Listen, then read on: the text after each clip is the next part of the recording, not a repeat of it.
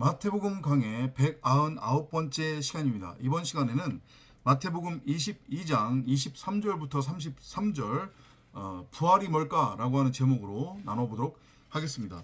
사두개인들이 부활을 오해를 해서 예수께 와서 그 부활에 관해서 묻는 거예요.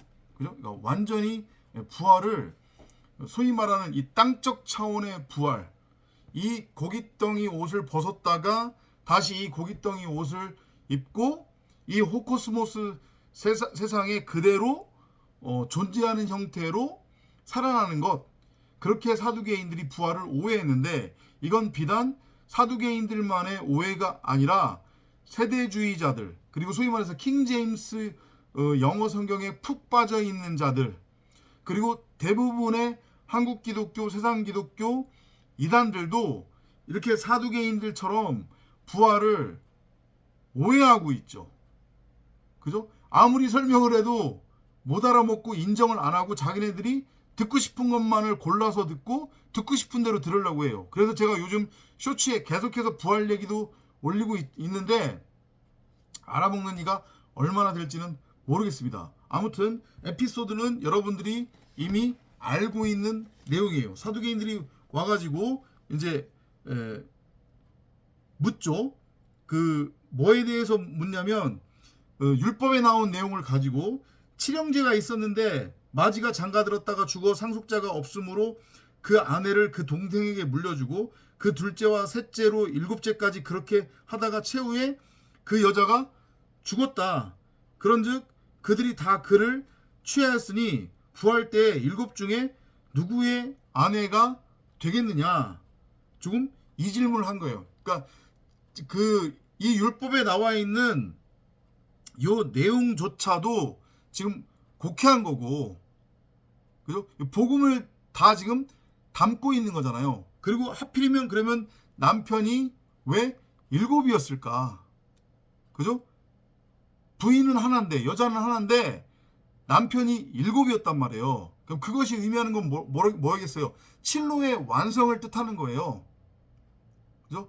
우리가 여자란 말이에요. 우리 각자가 90억 각자가 이씨와 이샤의 이샤란 말이에요. 그리고 이 7 남편은 이씨예요. 근데 이게 이씨로 남아있으면 안 되는 거예요. 이씨로 남아있으면 안 되고 이 이씨가 자칼이 돼야 돼요. 그리고 이시아도 마찬가지로 이시아로 남아있으면 안 되고 네케바가 돼야 돼요. 그래서 자칼과 네케바로서 말씀 안에서 말씀으로 하나가 돼야 비로소 씨 가진 여자, 남자인 여자로서의 말씀 그리스도인 창세기 1장 1절대로 전능자 우두머리를 머리로 하는 그 말씀을 담고 있는 말씀의 집 성전으로 우리가 창조될 수 있다는 그 메시지거든요. 그리고 더불어서 우리가 바로 그 말씀을 담고 있는 집 성전으로서의 성전이다. 그리고 우리가 그렇게 성전으로 세워지면 그게 바로 칠로의 완성인 거고, 비로소 진짜 남편, 이제까지는 율법이라고 하는 가짜 남편, 육신의 생각과 우리가 간음하고 행음하고 있었잖아요. 그죠? 그러니까 그 육신의 남편들은 다 죽어야 되는 게 맞는 거예요. 나라고 하는 육신의 생각은 죽어야 된단 말이에요. 다나토스로. 그래야 비로소 우리가 이제까지 이성 없는 짐승으로 살아가고 있었는데, 이 이성 없는 짐승이 7이라고 하는 완성 아들로, 독생자 말씀 그리스도로 자칼과 네케바, 씨 가진 여자, 남자인 여자, 말씀 그리스도 그 자체인 하나님의 형상으로 창조될 수 있는 거란 말이에요. 그게 부활이에요. 요 메시지 안에, 모세 율법 안에 부활 얘기가 그대로 다 들어가 있단 말이에요. 이해되죠? 근데 이걸 사두개인들은, 이스라엘 백성들은 율법에 매여 있었기 때문에, 눈이 헝겊으로 가려져 있었기 때문에, 비늘로 가려져 있었기 때문에 이 진리를 알아먹지 못하고 그냥 눈에 보이는 문자 그대로 읽고 그걸 믿었단 말이에요. 그러니까 부활이 있네 없네 이딴 소리들을 한 거란 말이에요. 부활의 의미가 뭔지 몰라서 부활을 크게 오해했기 때문에. 그들은 부활을 육체의 부활 말 그대로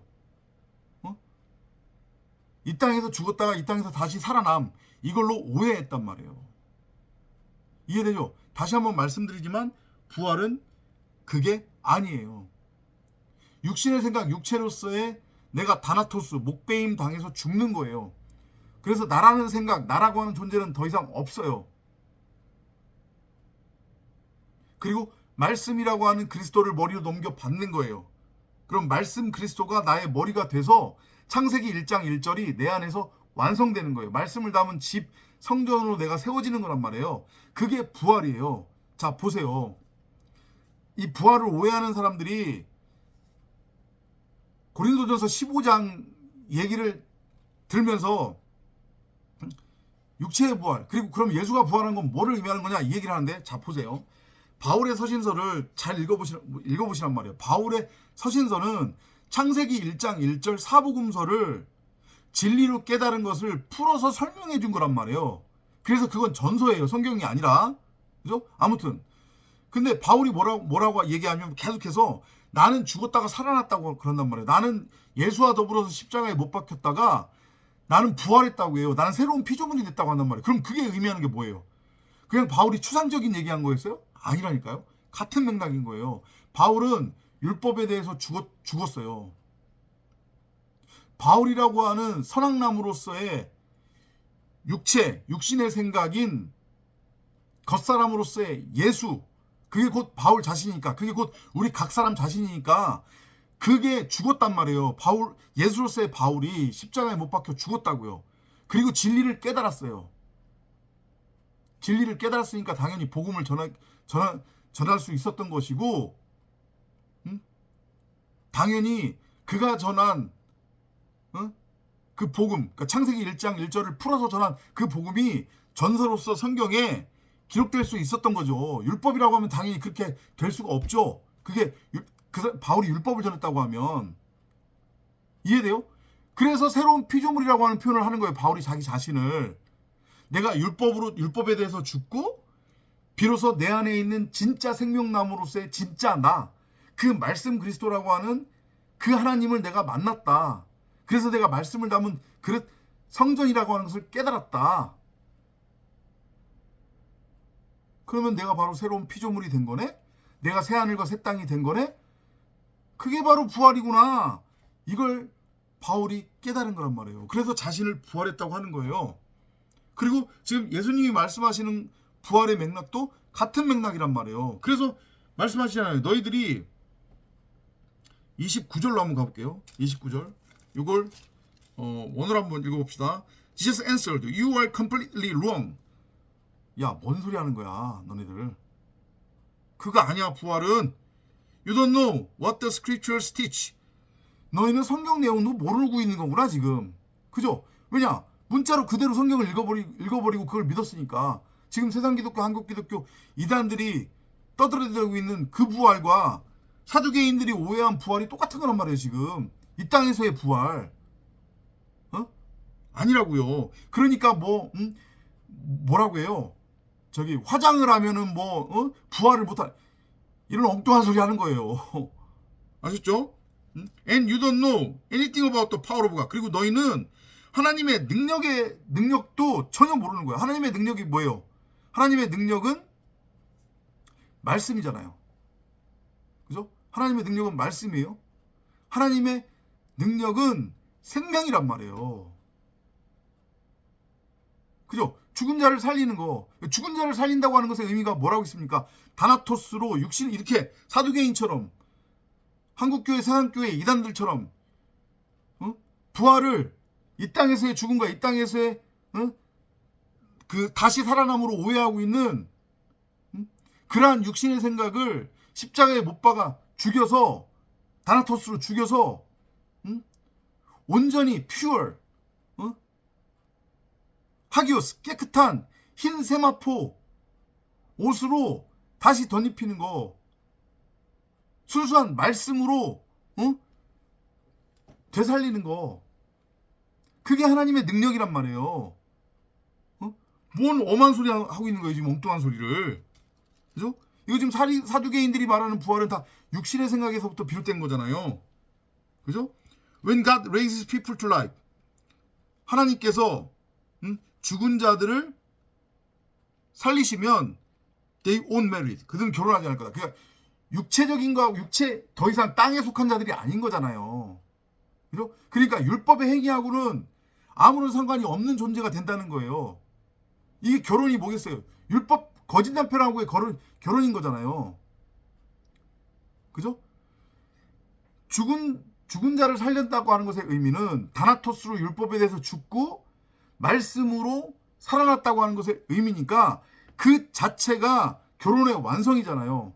자칼과 우 네케바, 씨 가진 여자, 남자인 여자, 말씀 그리스도, 하나님의 형상. 그죠?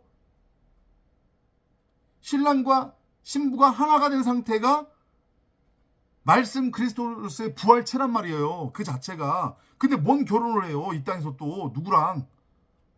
아셨어요? 그런 메시지로 이해를 하시면 돼요. They will be like the angels in heaven. 그러니까 뭐라고 해요? 그렇게 부활한 자들은 하늘의 천사와도 같다. 하늘의 천사가 뭐예요? 말씀이잖아요. 말씀 그리스도 그 자체. 부활이라고 하는 것은 여러분 각자가 진리 복음 창세기 1장 1절을 하나님이 우주 만물을 지으셨대. 이게 아니고 내가 바로 말씀을 담고 있는 그 말씀의 집으로서의 성전이었구나. 이거를 알고 깨달으면 나는 무엇이 선이고 무엇이 악인지 그 차이를 분별할 줄 모르지. 근데 내가 이전까지 내 보기에 오른 대로 내 멋대로 내 소견대로 선과 악이라고 하는 율법을 규정하고 정의해서 그걸 가지고 정죄하고 판단하고 심판하고 있었네? 그런 나는 죽어야지. 그래서 내 육신의 생각이 죽고 온전히 내 안에 감춰져 있었던 하나님의 말씀 성경 66권 생명나무가 호라오 되면 그게 밝히 드러나면 그걸 부활이라고 하는 거예요. 아셨죠? 그죠? And as for people being raised to life, God was speaking to you when he said, I am the God worshipped by Abraham, Isaac, and Jacob. 이게 여기서 갑자기 아브라함, 이삭, 야곱이 왜 등장해요?